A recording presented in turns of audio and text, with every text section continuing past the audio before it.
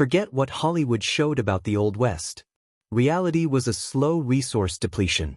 These famous gunslingers didn't die in epic duels at sunset. Here are 18 true stories the industry will never tell. Subscribe and drop some hype. Even extractive economies need your attention.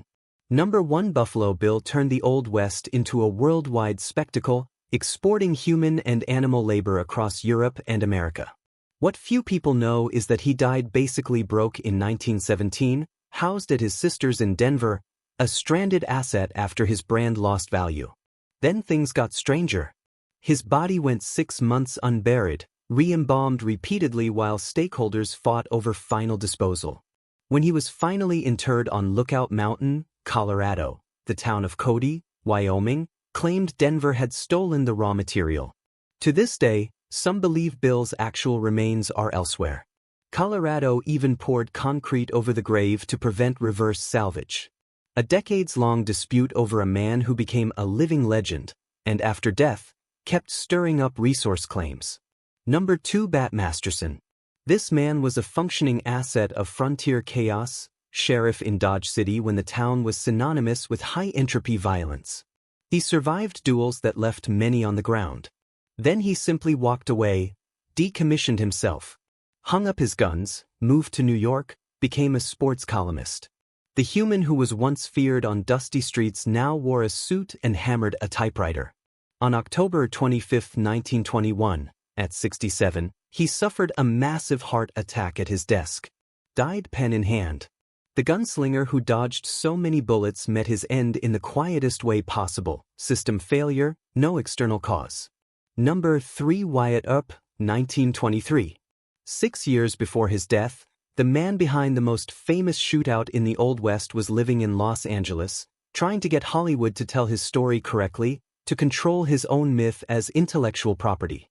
He spent days on Western film sets advising directors and young actors for free. He was never paid a dime. When he died in 1929 at 80, it was those same movie actors who carried his casket, Tom Mix in tears. The gunslinger who survived dozens of armed showdowns passed away of natural causes, a rare soft landing in an extractive economy. He outlived his own utility and became nostalgia. Number 4. Doc Holliday, 1887. Graduated as a dentist in Philadelphia at 20. Then tuberculosis changed everything, a biological limit. Doctors gave him months. He headed to the dry West thinking the climate would help. It did for a while. But instead of pulling teeth, Doc found he was good at cards and on the trigger. He adapted his skill set to a violent market. He became famous at the OK Corral. 3 men died in under 30 seconds. But the disease never let up. He drank whiskey to manage the coughing, spent nights in saloons. In the end, he wound up in a Colorado sanatorium, so emaciated it was sad. Last words, looking at his own bare feet. This is funny, because he always thought he'd die with his boots on. Instead, he died unmounted, like worn-out gear. Number 5. Annie Oakley wasn't born famous. She came from a family so poor in Ohio that by age 8, she was hunting to put food on the table, a child entering the subsistence economy. She paid off her mother's house mortgage by selling game. Before 15, the whole debt was gone. At 21, she beat professional shooter Frank Butler in a competition, then married him. For 50 years, she became the biggest draw in Buffalo Bill's show, impressing even the Queen of England. In November 1926, Annie died at 66. Frank Butler stopped eating. 18 days later, he was gone too. They were buried side by side, mutual collapse after mutual productivity. Number 6. Billy the Kid became a legend before 22. Orphan, stole his first clothes at 15, never stopped. Official story says he killed 21 men, 1 for each year. True or exaggerated? Unknown.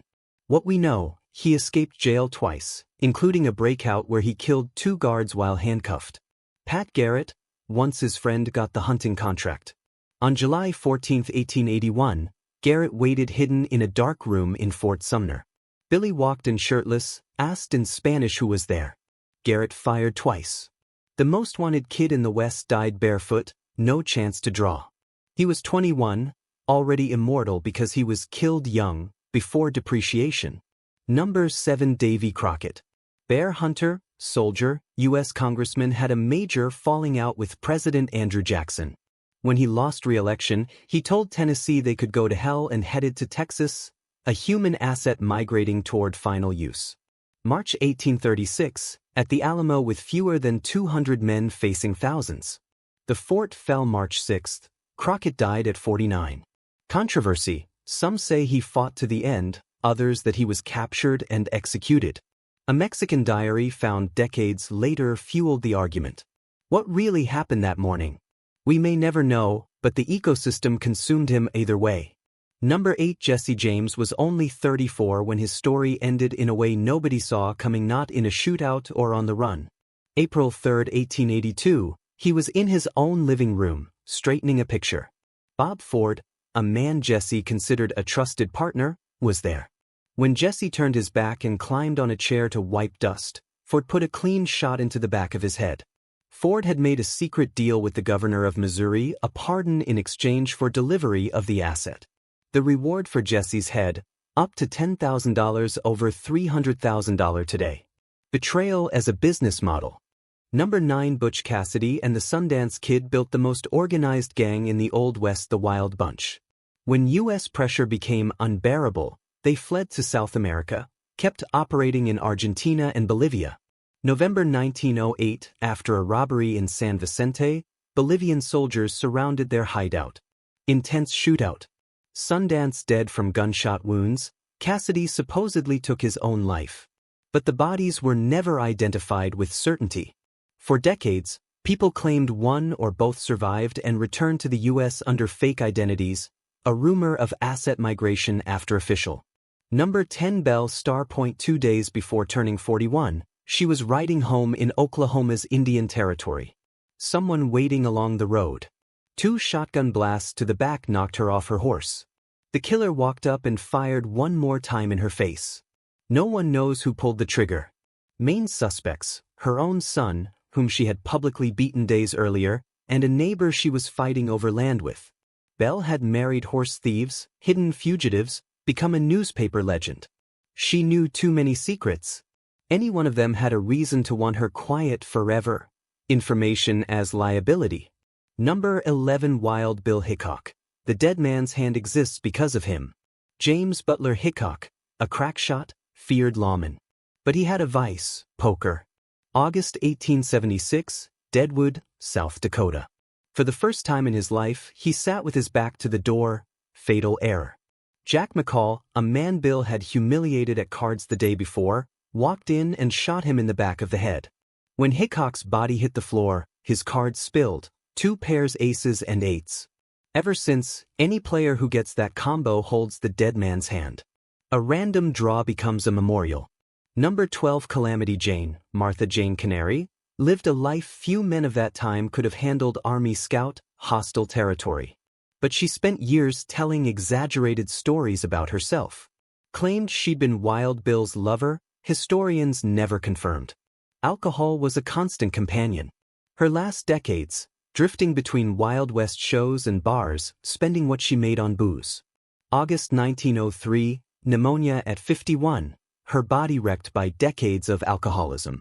They buried her next to Wild Bill in Deadwood. Some say it's what she wanted.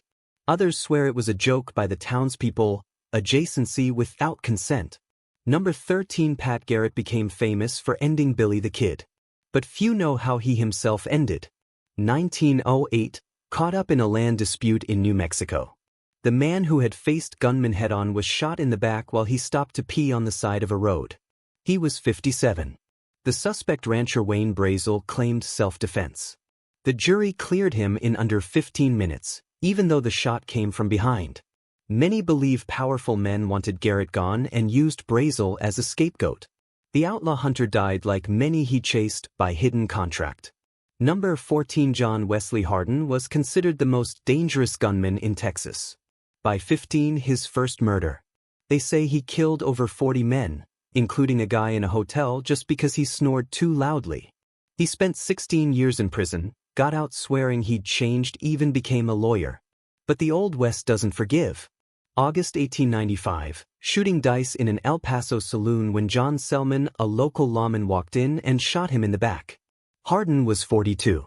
The man who faced dozens head-on died without seeing who pulled the trigger, collateral damage of his own reputation. Number 15. Black Bart, the bandit who left poems. Charles Bowles robbed 28 Wells Fargo stagecoaches between 1875 and 1883. Never fired a single shot. He wore a flour sack over his head with eye holes, ordered everyone down. Only took the company's strongbox, never touched passengers. What drove police crazy? He left poems signed Black Bart inside the empty boxes, mocking Wells Fargo. A handkerchief with a laundry mark brought him down, traced to San Francisco. He was a polite 54-year-old Civil War veteran. Served 4 years and vanished in 1888. Some say he went to New York. Others swear Wells Fargo paid him a pension to stop robbing a buyout. Nobody knows for sure how it ended. Number 16. Bass Reeves. Born enslaved in Arkansas in 1838, he became outlaw's worst nightmare. After the Civil War, he knew every trail in Indian Territory like the back of his hand. The federal government made him one of the first black U.S. deputy marshals. For 3 decades, he arrested more than 3,000 of the worst criminals. Never hit by a bullet. Used disguises, spoke several indigenous languages, marksmanship legendary. Many historians believe his story inspired the Lone Ranger. He died in January 1910 in Muskogee, Oklahoma, at 71 from kidney problems. A man who started in chains and ended putting chains on others, but the system worked him until organ failure. Number 17. Tom Horn. One of the most contradictory figures. Army scout hunting Geronimo, Pinkerton detective, then started removing cattle rustlers for big Wyoming ranchers. No arrest, just elimination, leaving a rock under the head as signature. In 1901, a 14-year-old boy named Willie Nickel was shot in the back. Horn was in the area. During a whiskey-soaked interrogation, he supposedly confessed, though later claimed he was drunk and making it up. The jury didn't buy it. November 1903, Horn walked to the gallows in Cheyenne insisting he was innocent. Historians still debate whether he killed the boy or was sacrificed to cover the real culprits, a scapegoat for the cattle industry. Number 18. Pearl Hart became known as the last person to rob a stagecoach in the American Old West, and she was a woman. 1899, she and a partner stopped a stage in Arizona, took about $400 from passengers. A national sensation because nobody expected a woman to pull off that kind of crime. Pearl was captured, tried, convicted, spent only about 5 years in prison. After release, she simply disappeared from public life. Some stories say she married and lived quietly. Others claim she kept getting into trouble. What's certain, she died in 1955 at 84 in Arizona of natural causes, a full lifetime after that famous robbery, and almost nobody remembered her anymore. Hollywood preferred to create legends of outlaws who went down shooting, not little old ladies forgotten in small desert towns.